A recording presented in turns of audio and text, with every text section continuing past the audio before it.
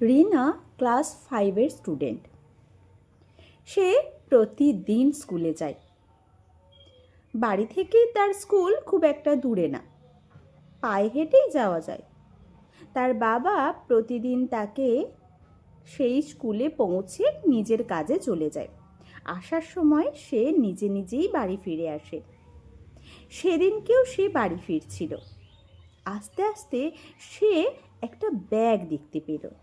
ব্যাগটা বেশ নোংরা আর ফাটা। সে তখন ভাবতে লাগলো, আরে এইখানে এই ব্যাগটা কিসের জন্য পড়ে আছে?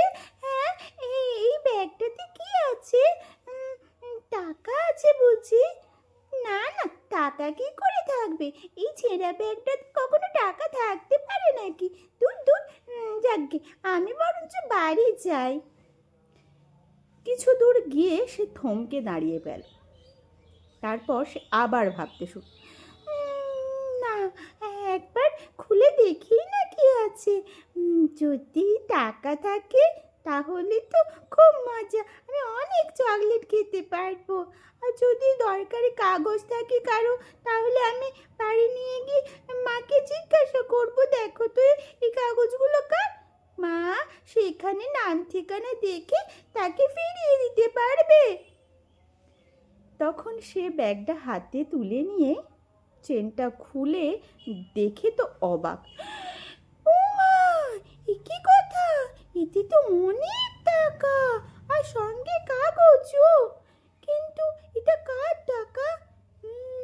যাই হোক, আমি অনেক লজেন্স কিনবো, চকলেট কিনবো, নতুন নতুন জামা কিনবো।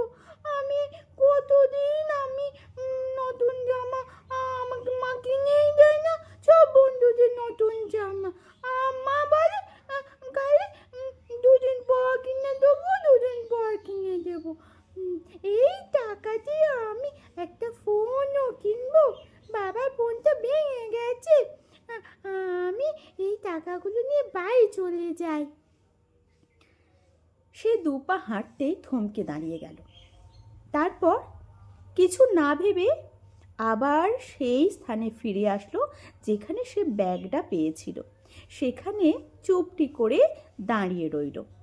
অনেকক্ষণ সময় চলে গেল।